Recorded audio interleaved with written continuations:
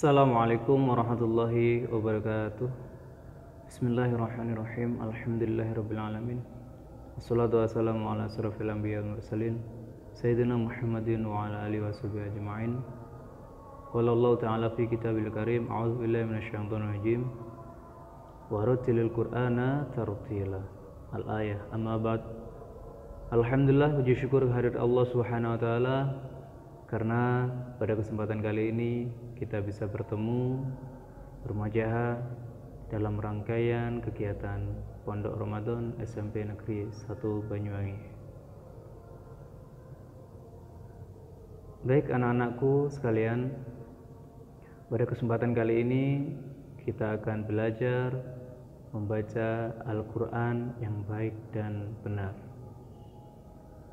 Membaca Al-Quran memiliki keutamaan yang sangat luar biasa sekali.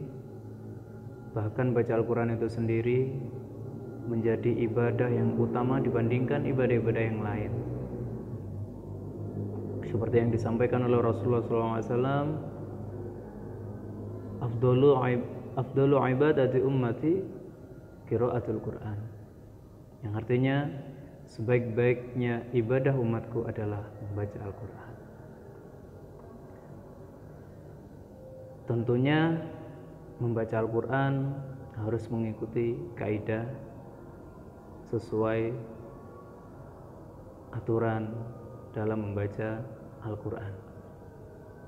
Baik, sebelum kita memulai materi pada kesempatan kali ini, alangkah baiknya kita membaca suratul Fatihah secara bersama-sama.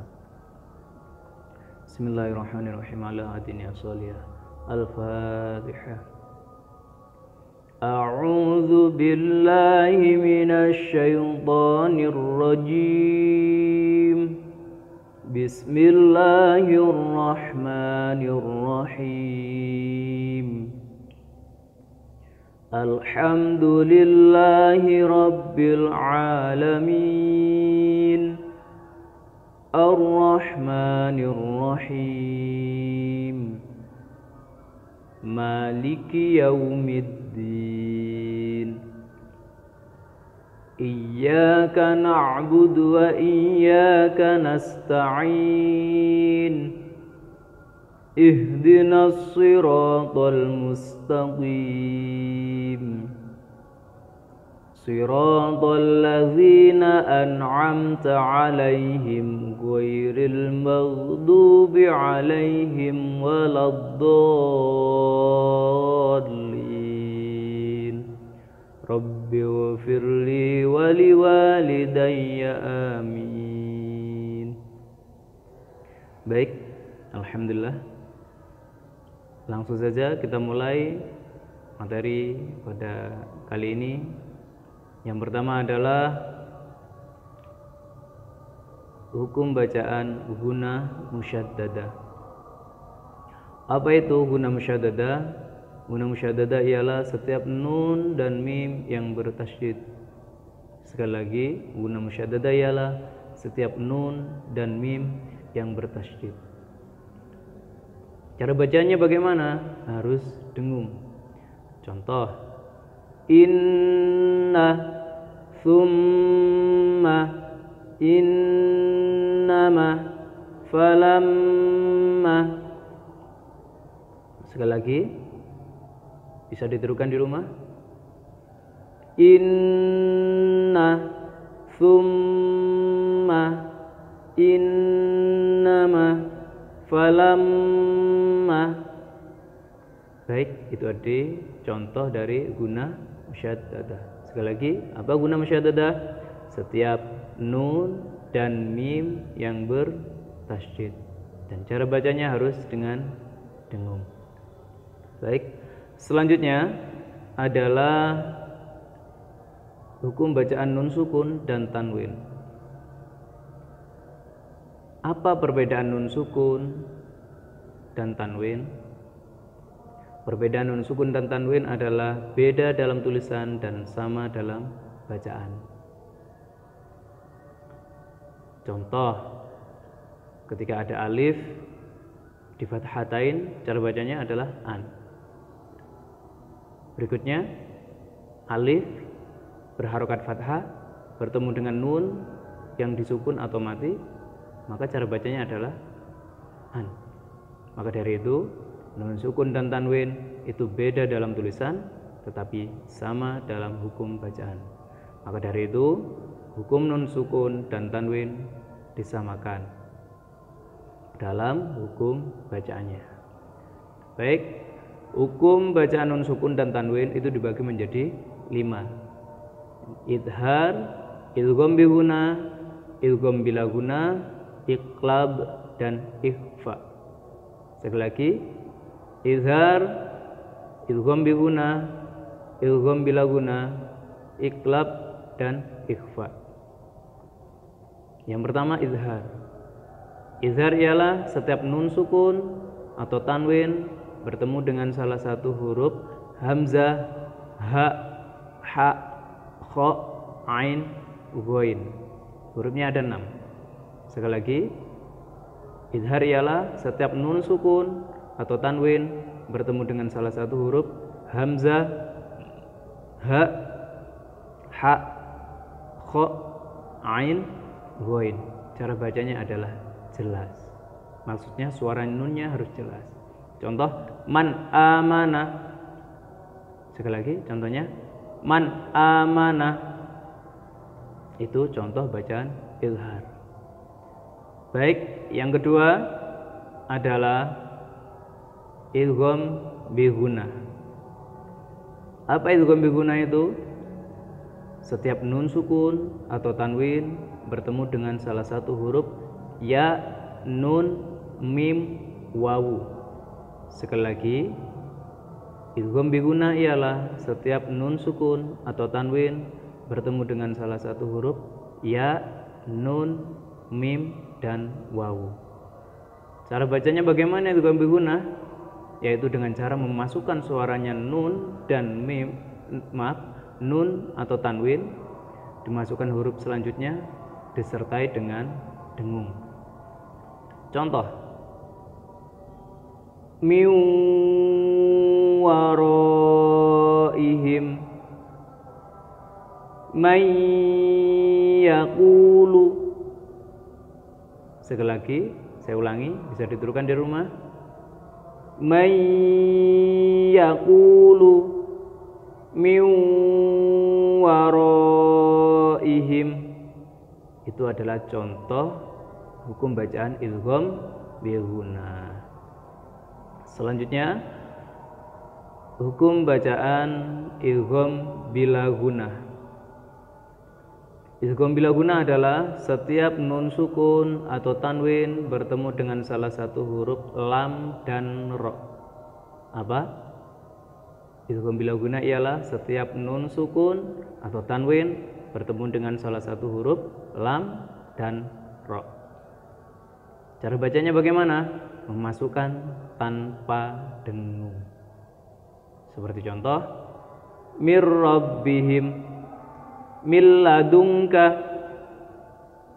Sekali lagi mir rabbihim, mil ladunka. Jadi tidak boleh kalian membacanya dengan cara mir rabbihim atau mil ladunka, tidak boleh.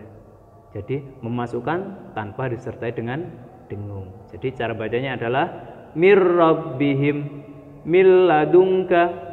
Itu bacaan idgham bila guna. Baik, yang selanjutnya adalah hukum bacaan iqlab. Hukum bacaan iqlab ialah setiap nun sukun atau tanwin bertemu dengan huruf ba. Sekali lagi, iqlab ialah setiap nun sukun atau tanwin yang bertemu dengan huruf ba.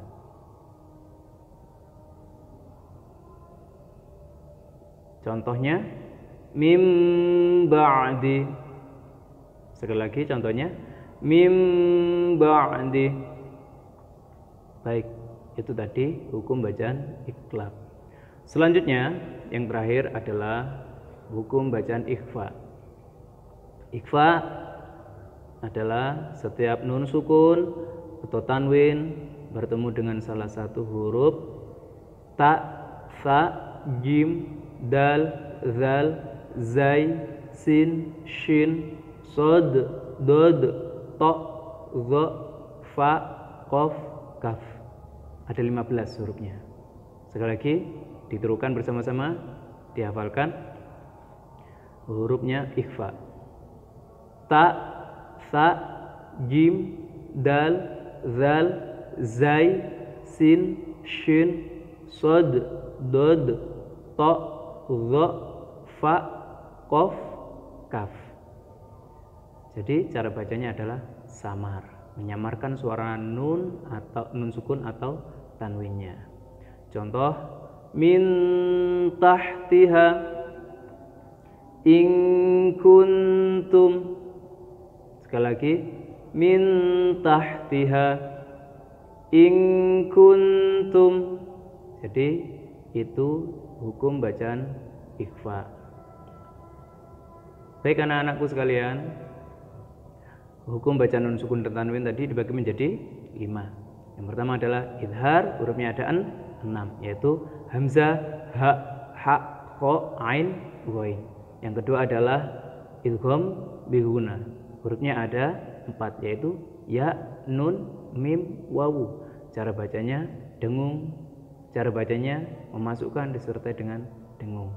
Yang ketiga adalah idgham bila ghunna, yaitu hurufnya ada 2, lam dan ro. Cara bacanya memasukkan tanpa disertai dengung. Yang keempat adalah iqlab, hurufnya hanya ada 1. Cara bacanya adalah mengganti suaranya nun atau tanwin diganti dengan mim. Yang terakhir adalah ikhfa, hurufnya ikhfa ada 15, yaitu ta, fa, jim, dal, zal, zai, sin, shin, sod, dod, to, zo, fa, kof, kaf. Cara bacanya dengan cara samar. Baik, itulah tadi materi kita pada kesempatan kali ini, yaitu yang pertama tadi adalah ghunna musyaddadah, yang kedua adalah perbedaan nun sukun dan tanwin, yang ketiga adalah hukum bacaan nun sukun dan tanwin yang dibagi menjadi 5. Mudah-mudahan apa yang saya sampaikan bisa bermanfaat, terutama anak-anakku sekalian ketika ngaji di rumah bisa mempraktekannya dengan sungguh-sungguh, sehingga cara bacaan kalian menjadi lebih bagus dan indah. Baik, dari saya terima kasih, kurang lebihnya mohon maaf apabila ada salah tutur kata, mohon dimaafkan yang sebenar-benarnya. Akhirul qouli, sebelum mengakhiri, mari kita baca doa dulu senandung Al-Quran. Bismillahirrahmanirrahim. Allahumma arhamna bil Qur'an waj'alhu lana imaman wa nuran wa hudan wa rahmah. Allahumma dzakkirna minhu ma nasina wa 'allimna minhu ma jahilna warzuqna tilawatahu ana al-laili wa atrafan nahar waj'alhu lana hujjatan ya rabbal alamin. Akhirul qouli, wabillahi taufiq wal hidayah. Wassalamualaikum warahmatullahi wabarakatuh.